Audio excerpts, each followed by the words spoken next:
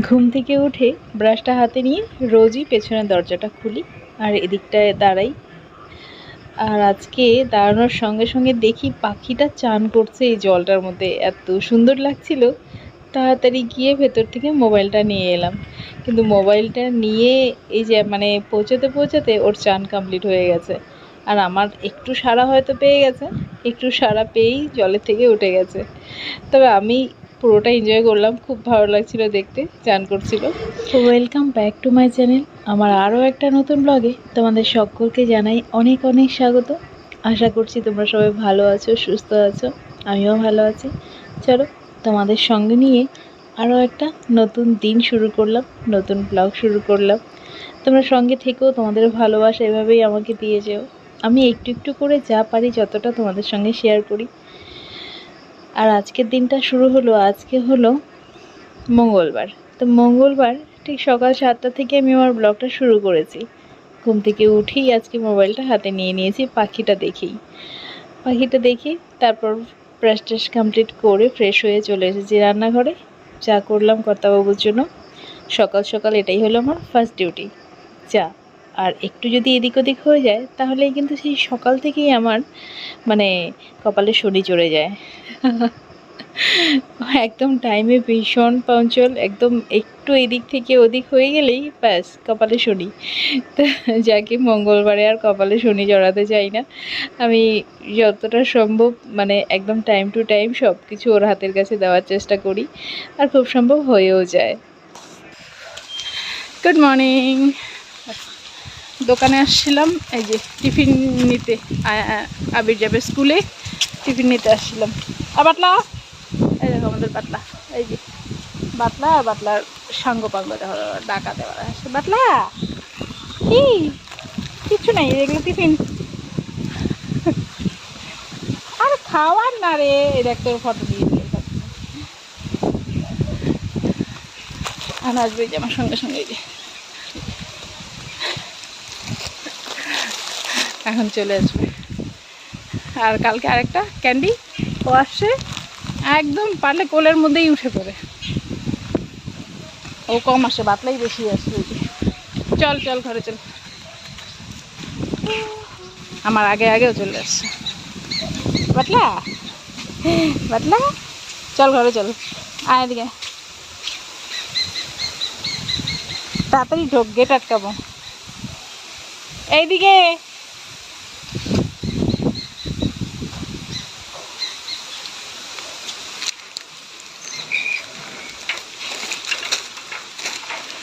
কত কথা শোনা, দেখলাম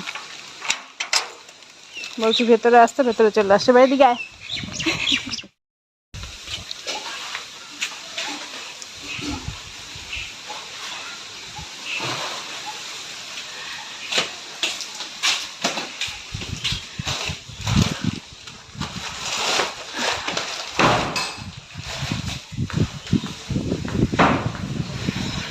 কি না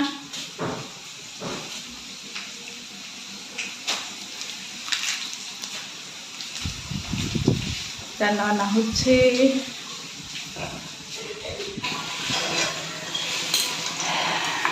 এই দেখো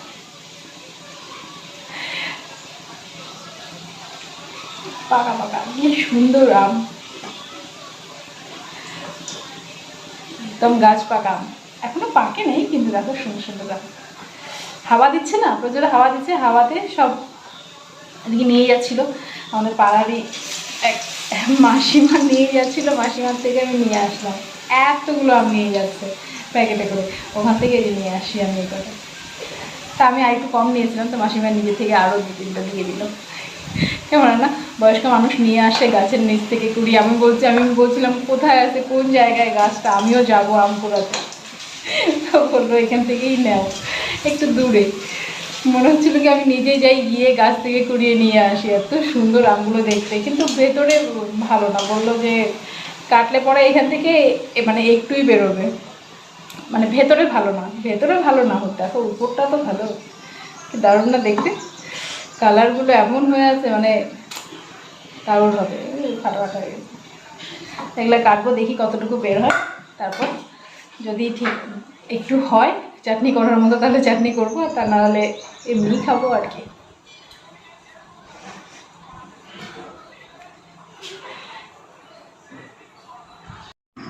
কি সুন্দর লাগছে বলো আমগুলো দেখে, একদম মনে হচ্ছে বাজার থেকে কিনে নিয়ে আসা আম। আর ভীষণ মিষ্টি ছিল, না মানে আমি যতটা মিষ্টি বলছি ঠিক তেমন না, একটু টক ভাবও ছিল, কিন্তু ভালো ছিল। আর চাটনি আর করিনি, ওভাবেই খেয়ে নিয়েছি আমগুলো। আর এখানে দেখো আমি বসে গেছিলাম এখানে তরমুজ কাটতে, আর আমি তরমুজ খেতে ভীষণ ভালোবাসি। মানে এই গরমের ফল যদি ভালোবাসি, আম তরমুজ এগুলো খেতে কিন্তু আমি ভীষণ ভালোবাসি।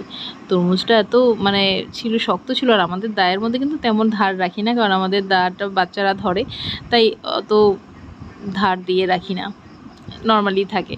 তাই তরমুজটা কাটতে আমার একটু অসুবিধা হচ্ছিল, কিন্তু কপালটা এতটা খারাপ, আমি তরমুজ এত ভালোবাসি। তরমুজটা ও এনেছিল দুদিন আগে তরমুজটা আনে, আমি যেহেতু বৃষ্টি চলে আসে, দুদিন বৃষ্টি ছিল, ঠান্ডা ঠান্ডা ছিল বলে তরমুজটা কাটিনি, ফ্রিজে ছিল। কিন্তু আমি জানতাম না যে তরমুজটা কাটা ছিল, মানে ও দেখে নিয়ে আসছিল যে তরমুজটা ভেতরে লাল কিনা, যেহেতু কাটা ছিল। আর যে বৃষ্টির জন্য ফ্রিজটা কারেন্টটা আপ ডাউন করছিল, সেই জন্য তরমুজটা মানে বেশিটাই নষ্ট হয়ে গেছে। এত খারাপ লাগছিল তরমুজটা নষ্ট হয়ে যাওয়াতে। এত সুন্দর, এত বড় তরমুজটা, 4 কেজি ওজনের তরমুজ ছিল। যেহেতু ভালোবাসি, আর সবাই ভালোবাসে, বাচ্চারাও ভালোবাসে, তাই একটু বেশি করে নিয়ে আসছে। কিন্তু এই অবস্থা, ভীষণ মন খারাপ হয়েছে আমার তরমুজটা খারাপ হয়ে যাওয়াতে। এত সুন্দর তরমুজটা একদম লাল, যদি সাদা থাকতো তাও এত লাগতো না গায়ে। আমি ভেতর থেকে একটুখানি কেটে আমি একটু মুখে দিয়ে দেখি খাওয়া যায় কি না। তো একদম ভেতর থেকে যেদিকটা একটু শক্ত ছিল ওদিকটা একটু মুখে দেওয়া গেছে, আর বাকি আর মুখে দেওয়ার মতো ছিল না, খুব খারাপ লাগছিল। আর তারপর আর কি বসেছিলাম তরমুজটাকে যে আরাম করে খাবো, আর খাওয়া হলো না। তারপর কচু শাক কাটলাম, কী আর করা যাবে। মন খারাপ ভুলে গিয়ে পরে তরমুজটা দিয়ে এলাম পাশের বাড়িতে গরু আছে, গরু খেতে পারবে, বেশ মজা করে খাবে এতগুলো তরমুজ। আর এদিকে দিই ভাই এখানে এঁচড় কাটতে বসছে, এটাই হয়তো এই সিজনের লাস্ট আমাদের বাড়ির গাছের, একদম মানে পাকা, 2 দিন রাখলেই হয়তো পাকা কাঁঠাল হয়ে যেত। আর এদিকে আমি মশলাটা কষিয়ে নিচ্ছি, তাহলে তাড়াতাড়ি হবে। আর ওদিকে কুকারে সিটি দিয়ে তারপর মিশিয়ে নেব। আর আজকে কিছু দেওয়া হচ্ছে না, আজকে চিংড়ি মেটে কিছুই নেই, শুধু এমনিই মশলা দিয়ে করছি আজকের রান্না। আমার রান্না কমপ্লিট হয়ে গেছে। এই যে হলো এঁচড়, ভালো হয়নি মানে, আর দিভাই বলছে দিভাই ভালো লেগেছে, কিন্তু আমার সত্যি মানে ভালো লাগেনি, ওরও ভালো লাগেনি। আর এখানে কচু শাক, ছোলা দিয়ে কচু শাক করেছি, আর একটু কাঁকড়োর ভাজি করেছিলাম, ওটা তোমাদের দেখাইনি। আর ছিল মসুর ডাল। কে গুড ইভিনিং। বৃষ্টি হচ্ছে, এই যে দেখো, একটু একটু, খুব জোরে না। নিউজে দেখাচ্ছিল ভারী বৃষ্টি হওয়ার সম্ভাবনা উত্তরবঙ্গে, কিন্তু এখনো অবধি ভারী না, এই হালকা একটু একটু বৃষ্টি হচ্ছে, হয়তো রাতে বৃষ্টি হতে পারে। কেন? ঠিক আছে, ওটা অফ করে দিলেই হবে, এটা আমি পরে অফ করে দিচ্ছি। এইখানেই আছে বিছানায়। যাকে এখন আর সেই গরম গরম ভাবটা কিন্তু নেই বৃষ্টি হওয়াতে। আর এমনিতেও গতকাল থেকে বেশ হাওয়া দিচ্ছে, হাওয়াতে পরিবেশটা অনেকটাই ঠান্ডা আছে। আর পাখির আওয়াজ শুনতে পাচ্ছ, সবাই যে আম গাছে বসে আছে। হ্যাঁ, বৃষ্টির মৌসুম কি হচ্ছে, মৌসুম তো হবেই। কেন এই মৌসুমটা ভাল লাগছে? আয়ান বলছে, দেখছি তো এই মৌসুমটা ভাল লাগছে না, আয়ান বলছে এই মৌসুমটা ভাল লাগছে না। মানে ও খেলতে যাচ্ছিল, একটু সাইকেল চালাতে যাচ্ছিল, ওর স্যার আসছিল, ওর স্যার চলে গেল, এখন ও একটু সাইকেল চালাতে যাচ্ছিল, কিন্তু সেটা যেতে পারলো না, তাই এই মৌসুমটা ওর ভালো লাগছে না। বৃষ্টিটা না আসলে একটু সাইকেল চালাতে যেতে পারতো, একটু খেলতে যেতে পারতো, কারণ এখনো অনেক টাইম আছে। সবে কটা, 6টা বাজে হয়তো, কি না বাজেও না হয়তো, কটা বাজে দেখি, বাজছে হলো 5:45, তাহলে এখন অনেকটা টাইম ছিল ওর খেলার, খেলতে পারলো না।